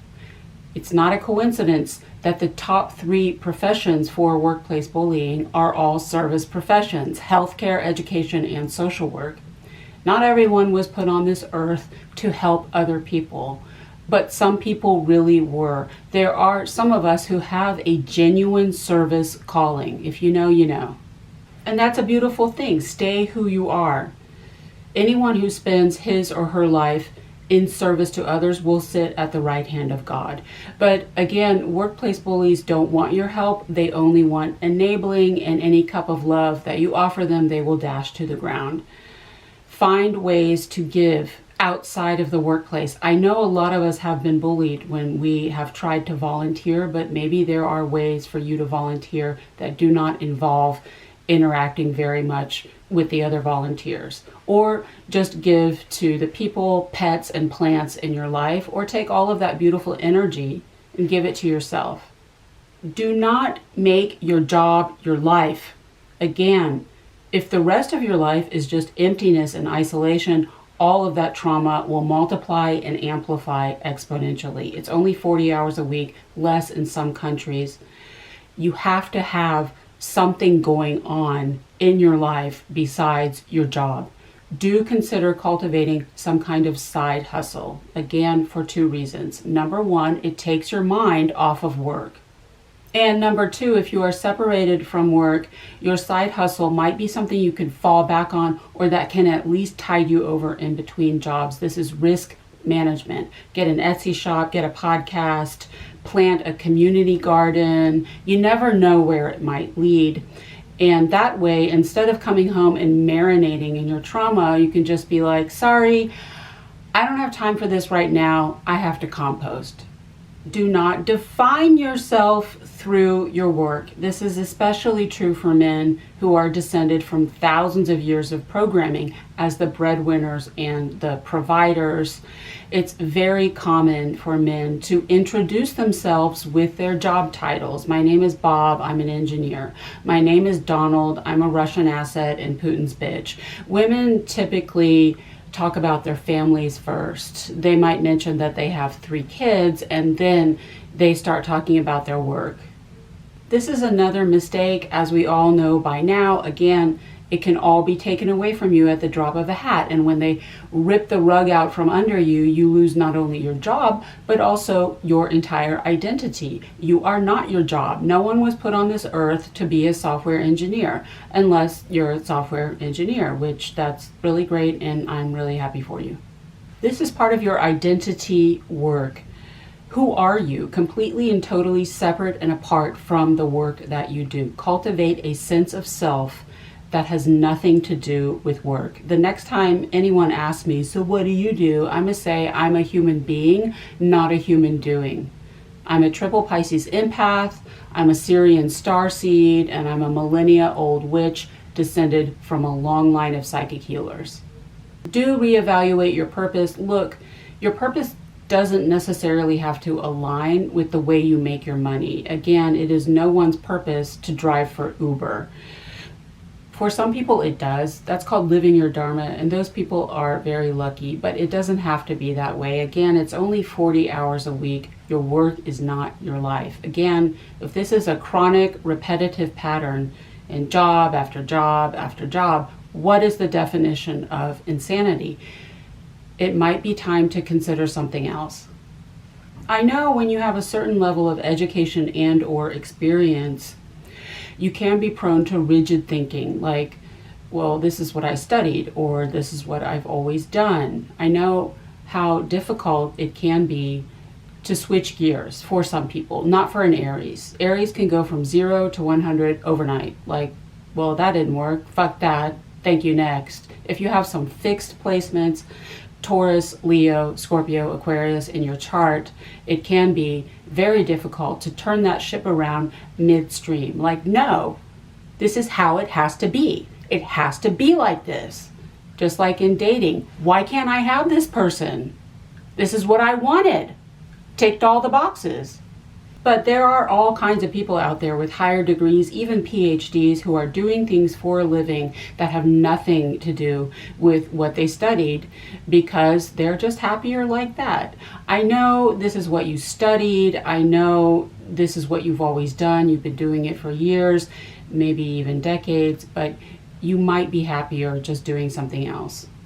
And it's not giving up. It's not a waste. You didn't waste your parents' money on your education, because everything you have experienced in your life up until this point went into making you you. If you are a target of workplace bullying, you should probably look for work that involves as little interaction as possible with supervisors and colleagues. You can interact with the clients, but not with the coworkers. Also, if this is a repeated pattern in multiple different workplaces, do consider the possibility that what you are experiencing in the workplace has nothing to do with the workplace and everything to do with pre-existing trauma. In order to do that, you need to identify the pattern. What is the pattern? The reason that I am able to write and speak so much about workplace bullying is that I have experienced all of it personally. Everything I say on this channel is coming from my own personal experience. But I bet if you reflect on your most traumatic workplace experiences, the ones that really stand out to you, I bet there's a common theme. Do you feel unfairly criticized, accused of things you did not do? Do you feel smeared all the time? Bitches be talking a whole lot of trash behind your back? Do you feel harassed and stalked, like your boundaries are always being violated? They just won't leave you alone? Or do you feel invisible, ostracized, excluded, isolated? People of color in particular often report this feeling of invisibility in the workplace. And we've all seen how they are just talked over in meetings like they don't exist. Like, well, I guess I'm just a body. I don't have a brain or a soul. Do you feel objectified and sexualized? Do you feel disrespected, belittled, infantilized, and talked down to? Do you feel put upon, like a lot of people are pulling on your energy and demanding things of you that they have no right to ask? I bet if you think about it, there's probably something going on there that actually has nothing to do with your present workplace and everything to do with your past experiences, maybe that you don't even remember. Could be from a past life. Past life trauma is real. It's something to consider and explore and enjoy it. Enjoy the journey of self-discovery, because again, that's something to focus on that is not your bullies. Finally, workplace bullying also demands a spiritual approach. Some of you hate it when I talk about spirituality, and some of you are here for it. If you're not into the spiritual stuff, I apologize, but after over 3 decades of lived experience of this shit, spirituality is the only thing that I have found that has worked for me, because therapy didn't. I did not include therapy in the emotional portion of this video because I did therapy for over 2 decades and made very little progress.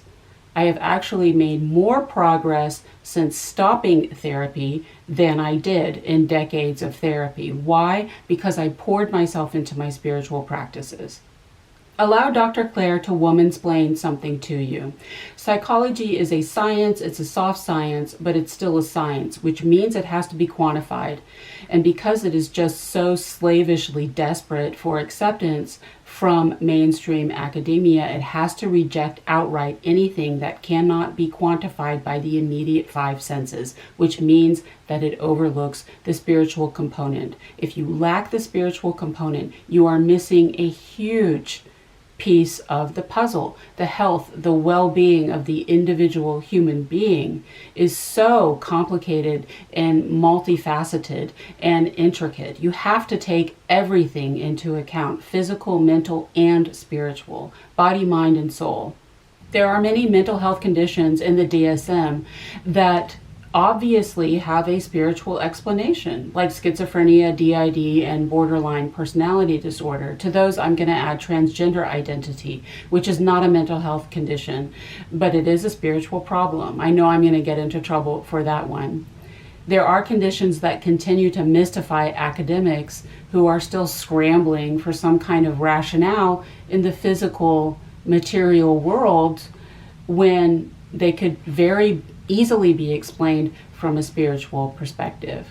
They don't need therapy and medication. They need a shaman. Psychology alone is kind of like eliminating an entire food category from your diet. It's unfulfilling. If you want to waste your money, I think that the best that therapy can offer is awareness and a momentary feeling of relief.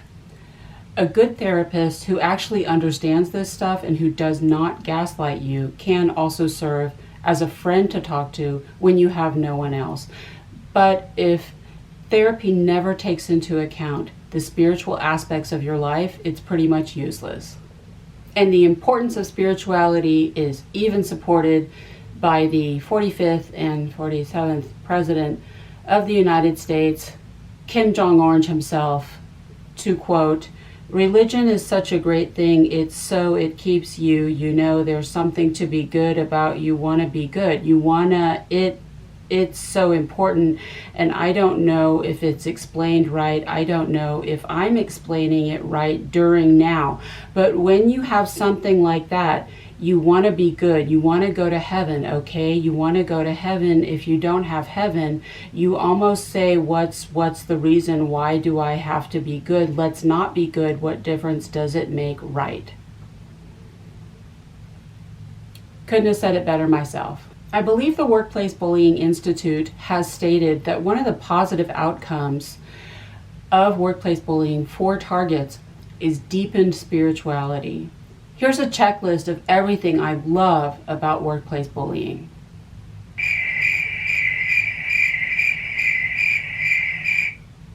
Yeah. Now, after you have been eliminated from the workplace, you are going to have to lean on your spiritual practices in order to heal. So I will go more into detail about that in a future video. In this video, I'm just going to try to briefly summarize some of the spiritual practices you will need in order to survive a toxic workplace. If you subscribe to an organized religion, this part of the video is probably not for you because you already have your own practices. However, I will say that if you are religious or spiritual and you are actively working in a toxic environment, you are going to have to probably at least double your spiritual practices. For example, if you go to Mass once a week, consider going twice a week. If you pray your rosary once a week, you might need to say it every day. If you take a spiritual bath once a week, consider taking it twice a week, and so on. If you are atheist or agnostic and you have no spiritual belief system, I respect that. However, you might benefit at least from a practice of meditation. If you don't like to meditate, consider some mindfulness exercises, which you can find online. This is to get you out of your head, to ease the ruminating and the obsessing, so you can say to yourself, at least in this moment, I'm safe. My bullies are not here. No one can hurt me. Nothing can happen to me. So the Dalai Lama walks into a pizza parlor and he says, "Make me one with everything." Tough crowd. Your first spiritual do is, again, radical acceptance. It's spiritual warfare, babes. Some of your bullies may have been sent to you by the enemy. The dark works very hard to take down people like us. You have been conscripted into a battle you didn't know you were fighting. Take it seriously. Another do is to keep your karma clean. I know you're a good person, but you make mistakes. We all do. To err is human. It is not possible to pass through this life without hurting other people, albeit unintentionally. So the key word here is intent. You keep your karma clean by always being mindful of your intent.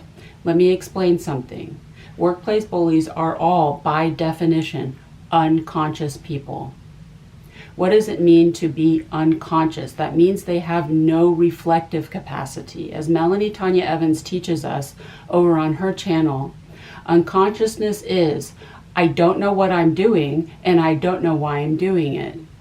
All human behavior has a reward. This is Stanislavski's method. What's my motivation? Why do you do what you do? I'm not talking about your work. Why do you do everything you do? The only wrong answer to that question is, I don't know. For example, dating. Why are you dating? Are you really looking for a marriage partner? Are you just DTF? Are you horny? Are you lonely? Are you unable to be alone with yourself? Or are you just doing what other people expect you to do? You want to be mindful of your intent because intent is a form of energy, so it can be manipulated, which means it can be returned to you. More on that in a minute. You want to keep your own intent at absolute net zero. When it comes to other people, you are here to assist or get out of the way. If people need your help and they can explicitly ask you for help and you can help them, then you can help them. Other than that, you don't care. The objective is indifference. That way, if anyone is doing return to senders on you, there is nothing to return. Also, do understand the energy dynamic. Again, workplace bullying is an energetic phenomenon. The intent here is twofold. It is to send and to take. Workplace bullies are trying to projectile vomit all of their unprocessed, unhealed trauma all over you, whilst simultaneously absconding with all of your goodies. They're looking for a soul transplant. They effectively want to be you. It's an energy exchange. So your objective here is two things: protect and cleanse. You want to protect yourself from that negative energy, and in the event that any of that toxicity does get past your boundaries, you want to cleanse it off. I've talked at length about spiritual practices on my Facebook and in my 2 black magic videos. Please review those. But just to summarize briefly, tools you can use to protect yourself include affirmative prayer, creative visualization, crystals of any kind, amulets, sigils, witch wards or witch balls, the freezer trick, and chalk or red brick dust. Ideally, you want to get your protection up first thing in the morning, the minute that you wake up, and before you enter any public space, especially the workplace. After you get home, ideally before you re-enter your home, you want to cleanse. Some tools you can use for cleansing include Reiki, cord cutting, smudging with white sage, Palo Santo, or any incense, salt of any kind, egg cleanses, the lemon trick, floor or wall washes, spiritual baths, or just water for cleansing and bathing. If you are actively working in a toxic environment, you need to cleanse every day like your life depends on it. Smudge and bathe with salt, come hell or high water. That is the bare minimum. Other tools you can consider adding to your spiritual toolkit include a broom. This is called a besam. A knife. This is called an athame. Candles of any color and oils of any kind. You might also consider creating an altar inside your home and or garden to your ancestors and or any deities that you work with, where you can make offerings to them. You might also consider exploring divination tools like tarot and or oracle cards, scrying. This is actually a crystal ball, but you can scry with any reflective surface, and reading coffee grounds, tea leaves, and melted wax. And I want to add here that for cleansing, you can also use chimes or singing bowls. And remember that any tool that you incorporate into your spiritual practice needs to be consecrated. Also, another thing that you need to do when engaging in any spiritual practice is grounding, something that I totally suck at. If you have a lot of air in your chart, you do not like to come back down to earth. You can just look up how to do that. And because, again, when people are jealous of you, they are trying to take from you, which you can tell when they start their whole single white female stalking thing that they do. You do lose parts of yourself along the way. Some of them do go home and do black magic or mirror work. This is called destiny, karma, or soul swapping. I don't want to fearmonger. Anyone who attempts that level of fuckery will go to an early grave and they will get their karma in spades. All the same, you want to consider something called soul retrieval or soul recall. You can stream a meditation or just do it yourself. As you do this, you may find yourself revisiting things from your past that you used to like, all the things that went into making you you. And that means it's working. Do return all energy. Again, workplace bullying is an energetic phenomenon. Intent is a form of energy, and as empaths, we have the power to manipulate energy. That is our superpower. If you want to defeat your bullies, all you have to do is return their own intent to them. This is something that you can just do mentally, or you can sit down and do formal return to senders if you want to. When you return energy, send it back multifold, exponentially, in spades, and with interest. Consider it a little tip. That way, everything your bullies wish for you happens only to them. If they want to hurt you, they will be hurt, sometimes physically. If they want to destroy your career or your reputation, what do you think is going to happen to theirs? And if they want to destroy you, well, be careful what you wish for. You want to set it up so that other people can wish you well, or they can be completely indifferent. Those are their only options. Do not ever ingest anything from any of your coworkers, especially baked goods. The black witch in your workplace may be a baker. If anyone brings anything like homemade baked goods into the workplace, don't even touch that. In fact, it's best never to accept anything, gifts of any kind, from anyone you work with. If you do have to accept something, to be polite, do find a way to dispose of it before bringing it inside your home. Do not ever lend any personal items or possessions to anyone you work with. If a coworker asks to borrow anything from you, consider that a major red flag. You probably have a witch on your hands. Find an excuse to decline, or give that person something that is not yours, like something from a resale shop. And again, do not leave any personal items or possessions inside the workplace at any time. And that includes used sanitary items if you are a biological female and you still menstruate. Store used sanitary items in a plastic bag in your bag until you can safely dispose of them outside the workplace. I know that's disgusting, but workplace bullies are that disgusting. Other spiritual tips for protecting your energy inside the workplace include: do not make eye contact with coworkers. It's a spiritual thing. The girls who get it, and the girls who don't. If you must interact with coworkers, you can look at the bridge of the nose and or one of their earlobes. Do protect your throat chakra from energy vampires. Energy vampires leach your energy out through your throat chakra, just like an actual vampire. So you can protect your throat chakra by wrapping one hand around your neck to cover it like this, and or wearing crystals that are not too obvious around that part of your neck. The best spiritual practice for any situation in life is just to keep your vibration high. And I'm not talking about toxic positivity. Let me explain something to you. Evil can only access you through lower vibrations. You have to be an energetic match. That's why workplace bullies work so hard to drag you down to their level, to force you into a place of fear, hatred, rage, anger, depression, grief, sorrow, sadness, anxiety, nervousness, whatever, because that is the only way that they can access you. Spiritually speaking, you want to be like the 13th floor. You know how hotels don't use the number 13 because they have triskaidekaphobia. That's your SAT word for the day. The 13th floor is still there, but no one is aware of it.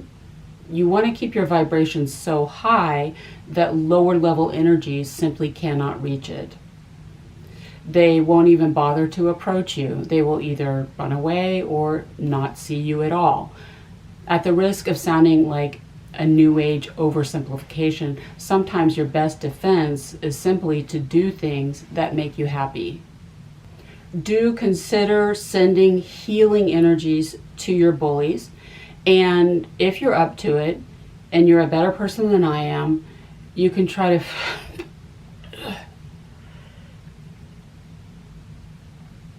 you can try to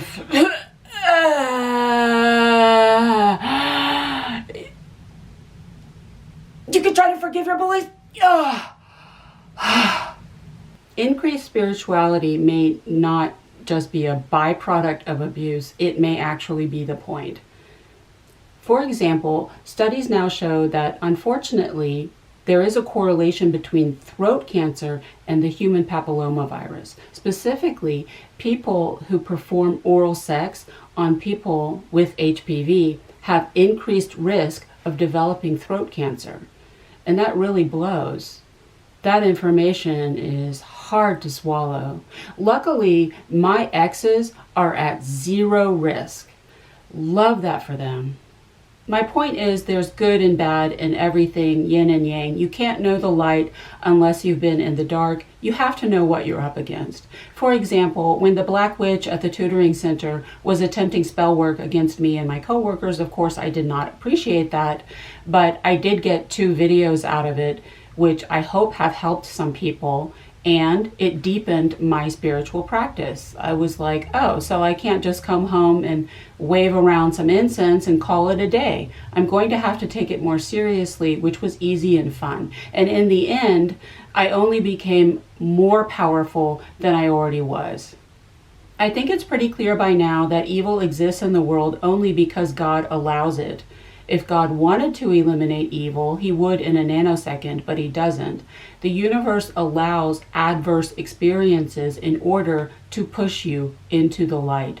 Get off the fence, put your foot down, and say, no matter what they do to me, I remain team human. I am team human, I am team earth, and I am team life. And no, I'm not talking about abortion. I'll finish up this video with a brief story time about my favorite book, Master and Margarita. I know that's cliche. It's literally everyone's favorite book. If you read it, it will become your favorite book. It's just like this thing. Master and Margarita was written by Mikhail Bulgakov in the 1930s, but it was able to be published only posthumously in the 1960s by his wife under Samizdat in the West. And the Rolling Stones song, Sympathy for the Devil, is about Master and Margarita. To my knowledge, although there have been multiple film and television adaptations of the book in Russia, it has not yet been made into a movie by Hollywood. The Australian director Baz Luhrmann was attached to the project sometime around the pandemic, but apparently nothing ever came of that. Master and Margarita is set in 1930s Moscow. Master is a writer who is writing a retelling of the Passion of the Christ. So the book is a dual narrative.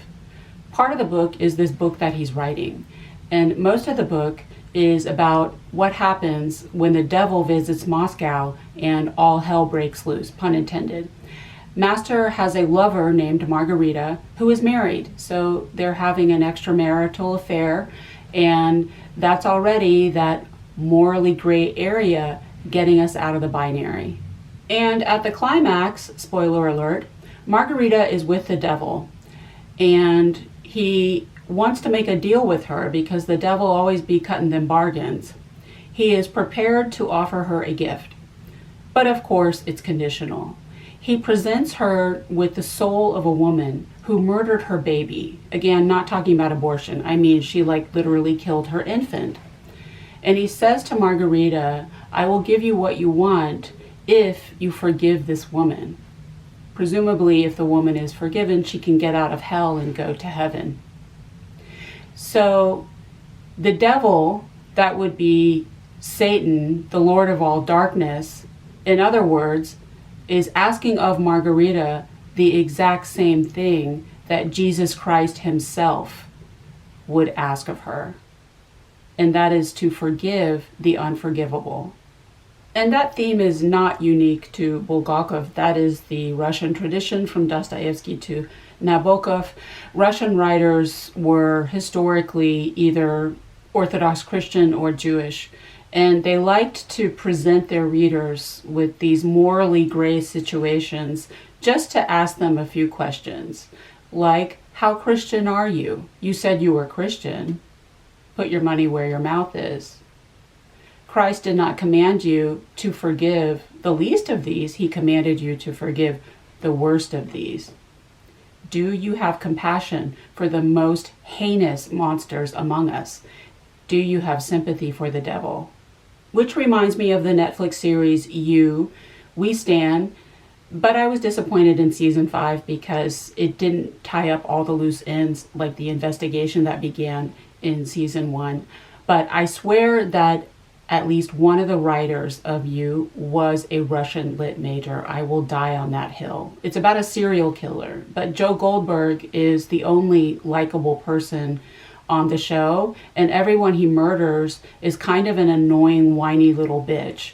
Interestingly, Jenna Ortega, who plays Wednesday Addams in another Netflix series, is in the second season, the Los Angeles season of You. And she's reading books that Joe Goldberg gives her because he's a bibliophile and he likes her. And in one scene, she's sitting by the pool reading one of the books he has given her, and she's recounting to him the plot of this book, and it's Master and Margarita.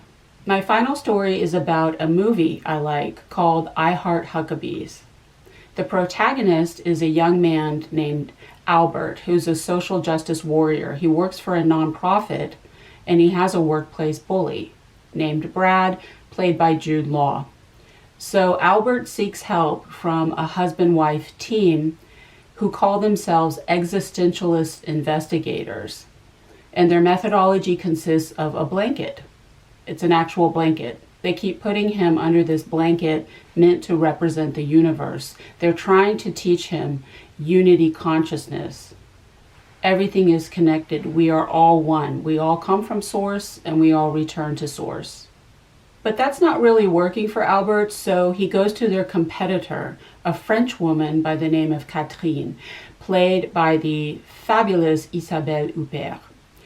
She actually was the husband and wife's student, but she had a falling out with them, so she went into business for herself. And her business card says cruelty, manipulation, meaninglessness.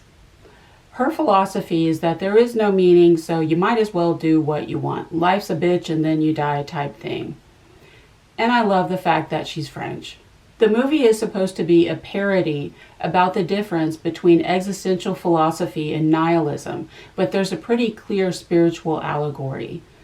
She was their student, she dropped out of school, she started her own business, and now her business card says cruelty, manipulation, meaninglessness. Who does that sound like? I don't love that she's a woman.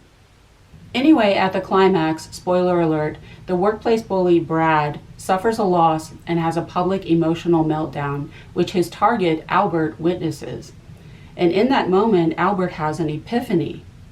He finally understands what his teachers were trying to teach him. We are all one, but it is only through our shared suffering that we can experience unity consciousness.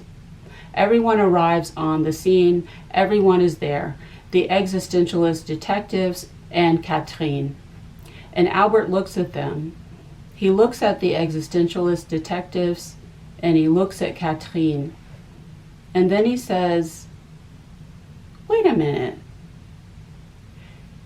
You guys work together, don't you? I hope that helps. Take care.